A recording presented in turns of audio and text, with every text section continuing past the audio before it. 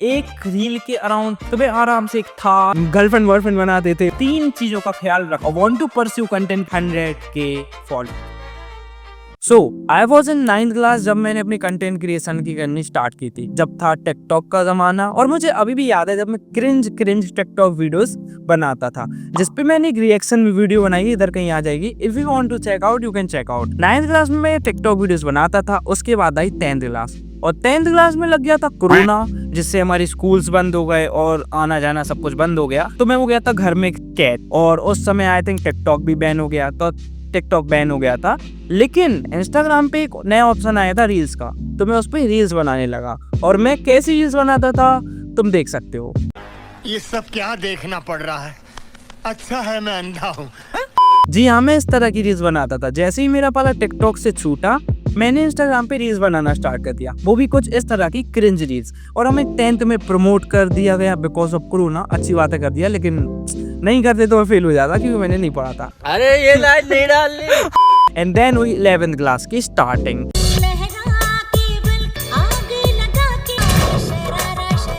भोला भाला था, सीधा सादा था मैं। Mid of the 11th class, I realized what the fuck I am doing. Like ये क्या चल रहा है? Like उस टाइप के बाद मेरे को ये छपरीपना लगने लगा था। उसके पहले आई एम लाइक ओ मैं वीडियो बनाता हूँ, मैं बहुत अच्छी वीडियोस बनाता हूँ, और मेरे को लोग भी बोलते थे भाई कीप गोइंग। लेकिन वो मेरे को बाद में पता चला वो लोग मेरे मजे लेते हैं। बाकी मेरे को लोगों से 9th क्लास में भी फर्क नहीं पड़ता, 11th में भी नहीं पड़ा था, 12th में भी पड़ा था, और अभी भी नहीं पड़ता। 11th क्लास की मिड में आई रियलाइज कि हाँ नहीं आर्टिस्ट ऐसे नहीं चलेगा। I have to make something जो कि लोगों के काम आए और जिससे मैं कुछ सीखी। Then I found calisthenics.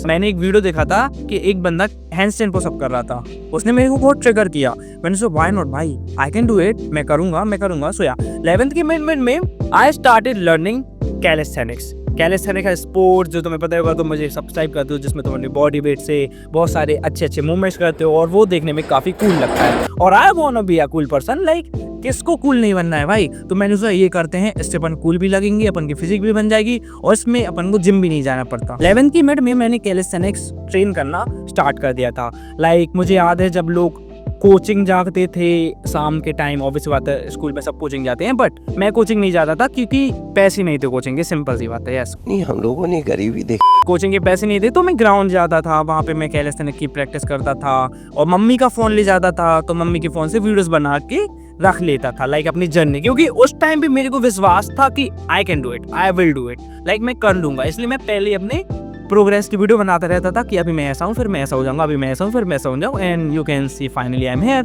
11th की मिड में मैं ग्राउंड जाना स्टार्ट कर दिया था। मैं अपनी मम्मी की फोन से, कभी पापा के फोन से वीडियोस बनाना भी स्टार्ट कर दिया था। फिर मेरे पापा ने मेरे को एक पीसी गिफ्ट किया था, जब मैंने उनसे बहुत बार मांगा। महंगा था वो, 30-35 हज़ार का। उन्होंने मेरे को एक पीसी गिफ्ट किया था, पटेटो पीसी था, बट उसमें कैपकट चल जाता था। उससे मैंने एडिटिंग सीखी। मैंने कैपकट पूरा खोल लिया ऊपर से नीचे तक, इफेक्ट सब कुछ मैंने पूरा उससे कैपकट सीखा। और मुझे बेसिक एडिटिंग तो आती थी, जो कि मैंने अपने टिकटॉक के ज़माने सीखी थी, टिकटॉक की वीडियो से सीखी थी, जो कि है बेसिक कट्स लगाना, ट्रांजिशन करना और एक्स्ट्रा, वो तो मुझे आती थी। लेकिन जैसे मेरे हाथ में पीसी आया, मैंने थोड़ी डिफिकल्ट सॉफ्टवेयर जैसे कि प्रीमियर प्रो पे अपना हाथ मारना स्टार्ट कर दिया, और अब मैं सारी वीडियोस प्रीमियर प्रो पे एडिट करता हूँ। हाँ, तो 12th क्लास की स्टार्टिंग में happy birthday to you, happy birthday to you, happy birthday.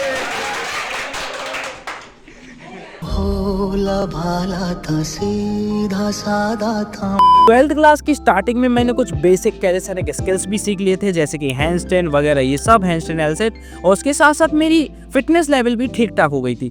Then मैंने फिटनेस पे वीडियो बनाना स्टार्ट कर दिया। एडिटिंग मुझे आती थी, मम्मी का फ़ोन, कभी पापा फ़ोन यूज़ करके मैं फिटनेस रील्स बनाना स्टार्ट कर दिया, जो कि मैं अपलोड करता था। ऑब्वियसली बात है व्यूज़ कब थोड़े कम आते थे, कभी 500, कभी 400, कभी 200, कभी 1000, कभी 2000, बट कुछ वीडियोस चल भी जाते थे because of my editing and creation. और ऐसे ही मैं 12th में भी वीडियोस बनाते गया। लेकिन 12th में एक अच्छी बात जो मुझे पता चली और मेरे सारे बैचमेट्स को पता चली कि जिसके अच्छे परसेंटेज आएंगे उसको सरकार की तरफ से मिलेंगे 25,000 रुपीज। ये बातें बताई नहीं जाती, बहुत गरीब तो जैसे मुझे पता चला कि I can get 25,000 rupees just by studying, मैंने सोचा चलिए करते हैं। सो मैंने पढ़ाई करना स्टार्ट कर दिया। मैं नोट्स बनाने लगा। मैंने नोट्स आज तक नहीं बनाए, मैं किताब से पढ़ता था। 12th क्लास में मैंने पूरे नोट्स बनाए, जो इम्पोर्टेंट है वो लिखा। मैम लोगों का सर चाटा, भाई इसमें क्या आएगा, सर लोगों का सर चाटा। मैंने कोचिंग के नोट्स भी लाए, मैंने दोस्तों से मंगाए, और मैंने रात के, मुझे याद है मैं 10-10, 11-11 बजे तक पढ़ता था। क्योंकि ऑब्वियस सी बात है, if you are in 12th, भाई स्कूल में तो पढ़ाई नहीं होती, तुम्हें पता होगा। स्कूल में हम जाते थे, बकचोदी करते थे, गर्लफ्रेंड वर्लफ्रेंड बनाते थे, वही अपने निब्बा निब्बी वाले। हम लोग लंच करते थे, घूमते फिरते थे, स्कूल में ही लड़ाइयाँ होती थी, लेकिन पढ़ाई 0 शून्य अंडा नील पटे सन्नाटा बिल्कुल नहीं होती। पहले तो मेरी स्कूल थोड़ी सी बेकार थी उस टाइम। सर लोगों से पढ़ाते नहीं बनता था, मैम लोग से पढ़ाते नहीं बनता था, तो हम लोग स्कूल जाते थे सिर्फ वॉलीबॉल खेलने, गेम्स पीरियड के लिए। तो यार स्कूल में पढ़ाई होती नहीं थी, कोचिंग में जाता नहीं था। तो स्कूल से मैं घर आता था, अपना लंच मंच करके सो जाता था। देन मैं शाम को जाता था ग्राउंड, वहाँ मैं वीडियो शूट करता था, घर आके एडिट करता था। उसके बाद मैं डेली 8 बजे, अराउंड 8, साढ़े 8 बजे मैं पढ़ने बैठता था और 11 बजे तक पढ़ता था। तो ऐसे ही मेरी 12th निकलती गई। मैंने पढ़ाई भी की, मैंने कंटेंट क्रिएशन की, और मैंने अपनी फिटनेस जर्नी पे स्टार्ट किया। और जैसे हमने 12th के एग्जाम दी, ऑब्वियसली बात है, इतनी सारी पढ़ाई हुई थी, तो मेरे आए थे 12th में 82%। और फिर मेरी जाई वो खुशी थी ना, लाइक एकदम से अब मेरे को 25,000 मिलेंगी। और फिर उसके 1-2 महीने बाद मेरे को 25,000 मिले। और जैसे ही मेरे को 25,000 मेरे हाथ में आए, लाइक मेरे बैंक अकाउंट में आए, मैंने खरीदा ये आईफोन। लाइक इससे अभी वॉइस रिकॉर्ड हो रही है, लेकिन स्टिल मैं तुम्हें दिखा देता हूँ। यस, ये वाला आईफोन जिससे अभी वॉइस रिकॉर्ड हो रही है, मैंने परचेज किया ये वाला आईफोन। दिस इज iPhone 14, और ये मुझे पड़ा था तब 70,000 रुपीज़। और अब तुम बोलोगे 25,000 और मैंने 70,000 का फ़ोन कैसे खरीदा? तो भाई मैं यूट्यूब भी सर्च कर रहा था, और उस टाइम मेरी यूट्यूब की पेमेंट भी आई थी अराउंड 15 से 20,000। तो वो 25,000 मेरे पढ़ाई के, 15 से 20,000 यूट्यूब के, और बाकी अपने पापा मम्मी से थोड़ा गेड़ गिराने के बाद उन्हें बोला इतनी मेहनत कर रहा है, पढ़ाई भी अच्छी कर ली, यूट्यूब से भी है, तो उनने भी पैसे दे दिए। और मैंने खरीदा अपना फर्स्ट एवर फ़ोन खुद के पैसों से, आईफोन, लाइक खुद के पैसों से, थोड़े खुद के पैसों से, iPhone 14। और फिर मैंने इससे कंटेंट बनाना स्टार्ट कर दिया। और मुझे याद है मैंने जो इससे पहली रील बनाई थी, इधर कहीं आ जाएगी, हैंड ग्रैपर को लेके वायरल। जी हाँ, पहली reel viral, because I know editing. मैं कैमरे के सामने बोल पाता था, मुझे एडिटिंग आती थी, मुझे अपना 9th क्लास का टिकटॉक ज़माने से पूरा सिस्टम पता था। I just need a good camera and quality. और जैसे ही वो मुझे मिली, मैंने फाड़ दिया। पहली रील वायरल, दूसरी रील थोड़ी सी नहीं चली, तीसरी नहीं चली, चौथी वायरल, 5वीं वायरल, और 6वीं महा वायरल। मेरे को याद है मेरी पहली रील गई थी 5 मिलियन, और उस 5 मिलियन जो रील गई थी उससे मैंने कंप्लीट किए थे अपने फर्स्ट 10K फॉलोअर्स। और 10K फॉलोअर्स की खुशी भी मैंने एक स्टोरी भी डाली थी, जो अब तुम्हें दिखेगी। 3, 2, 1।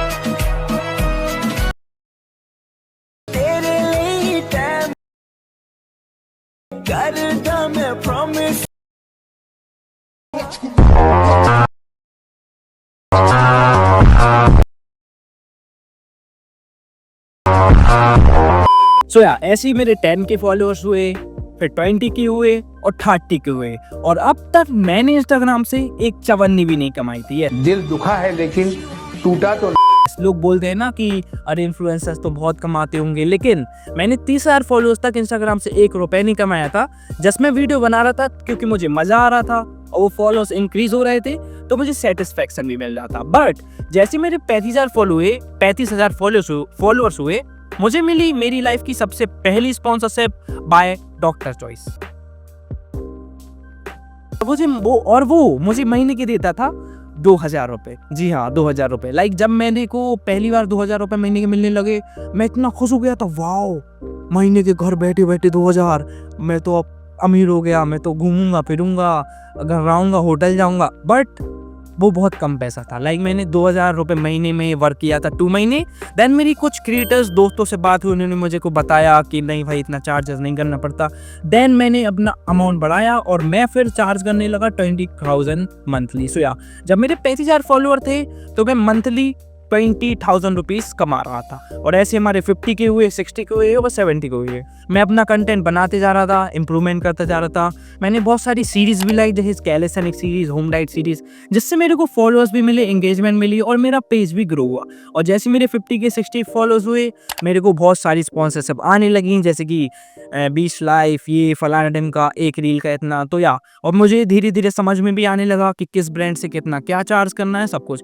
रील के अराउंड 40 40-50-60 हज़ार चार्ज कर लेता था और at that time I am earning a lot of money मतलब अगर मैं तब से अब तक पैसा सेव करता तो मैं आराम से एक थार ले लेता। क्या ये क्या बक रहे हो?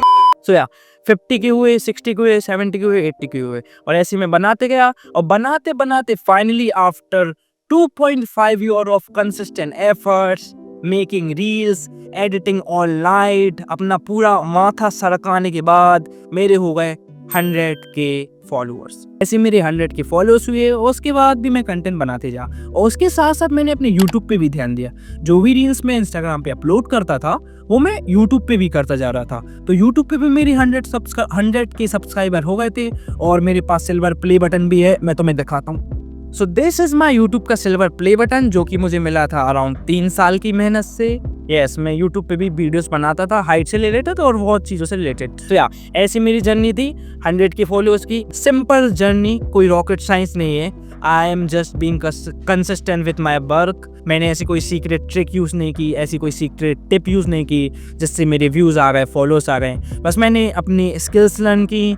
मैंने जो बेसिक चीज़ें रहती है, कैमरे के सामने बोलना, एडिटिंग और ये कैमरा सेटअप करना और सबसे बड़ी बात कैमरा क्वालिटी, ये सब पे मेंटेन किया और कंसिस्टेंट रहा अपने वर्क पे, अपने ऊपर काम किया, नई नई स्किल्स सीखी, थोड़ी इन्फॉर्मेशन ली और उस पर वीडियोज़ बनाए। It's simple to be a creator if you focus on yourself. अपनी पर्सनैलिटी पे काम करो, अपनी इन्फॉर्मेशन पे काम करो और कैमरे के सामने बोलना है तो you can be a creator. So this is my journey and this is how I have done from 400 followers to 100K plus followers.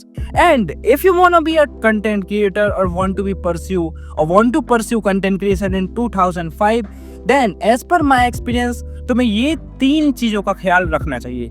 सबसे पहला camera quality and audio quality, because भाई इन 2025 मार्केट बहुत सैचुरेट हो चुका है content creation का। हर कोई बंदा, बंदी, बूढ़ा, बच्चा कंटेंट क्रिएट कर रहा है। तो अगर तुम्हारी कैमरा क्वालिटी और ऑडियो क्वालिटी नहीं होगी then there are high chances कि तुम्हारा कोई कंटेंट नहीं देखेगा। तो यार थोड़ा इन्वेस्ट करो, या तो एक आईफोन पे, मैं तो बोल दूंगा if you want to be start content creation एक आईफोन पे इन्वेस्ट करो, क्योंकि भाई इट रियली वर्क्स। आईफोन में तुम एडिट भी कर पाओगे, वीडियो क्वालिटी भी अच्छी आएगी, सब कर लो। यस, एक आईफोन पे इन्वेस्ट करो। और हमारी दूसरी चीज़ होगी नीश। अपनी नीश एकदम देख दाख के सेलेक्ट करो। ऐसा नहीं कि इस नीश में ज़्यादा व्यूज़ आ रहे हैं, लाइक फिटनेस में ज़्यादा व्यूज़ है तो मैं फिटनेस सेलेक्ट कर लूँ, टेक्नोलॉजी में ज़्यादा व्यूज़ है तो मैं टेक्नोलॉजी सेलेक्ट कर लूँ। तुम्हें नीश वो सेलेक्ट करनी है जो तुम्हें दिल से, यस, अपने हृदय से पसंद हो। क्योंकि ऑब्वियस सी बात है ना, अगर जो चीज़ तुम्हें पसंद नहीं होगी तुम उसको करने जाओगे देन तुम उसमें क्रिएटिव नहीं हो पाओगे। और कंटेंट क्रिएशन का मतलब ही है creativity. Number 3 and most important, being consistent. भाई तुम कितने ही बड़े काम कर लो, तुम कुछ भी कर लो, कैमरा क्वालिटी मान लो, ये कर लो, तुम कंटेंट भी अच्छा बनाओ, लेकिन अगर तुम कंटेंट क्रिएशन जैसी चीज़ में कंसिस्टेंट दिखते नहीं हो, लाइक तुम सोशल मीडिया पे दिखोगे नहीं तो लोग तुम्हें पहचानेंगे नहीं। तो बाकी सब एक वो है, लेकिन अगर तुम अपने सोशल अकाउंट पे कंसिस्टेंट रहते हो, तुम कंसिस्टेंटली रील अपलोड करते हो, लाइक हफ्ते में 4 से 5 तुम स्टोरीज अपलोड करते हो, तुम ऑडियंस से कनेक्ट होते हो, देन ही तुम्हारी प्रोफाइल ग्रो होगी। क्योंकि अगर तुमने आज रील अपलोड की, फिर तुम 3 दिन गायब हो गए, फिर तुमने अपलोड की, फिर तुम गायब हो गए, this is not how it works. If you really want to be a creator then audience से कनेक्ट करो, उनसे बातें करो, अपनी लाइफ शेयर करो। क्योंकि भाई आई थिंक किसी भी वर्क में, I am not saying about content creation, पढ़ाई, बिजनेस, पैसे कमाना, कोई नई स्किल लर्न करना, अगर तुम उसे कंसिस्टेंटली प्रैक्टिस नहीं करते, कंसिस्टेंटली अडेप्ट नहीं करते, तो तुम वो कभी नहीं सीख पाओगे और नहीं कर पाओगे।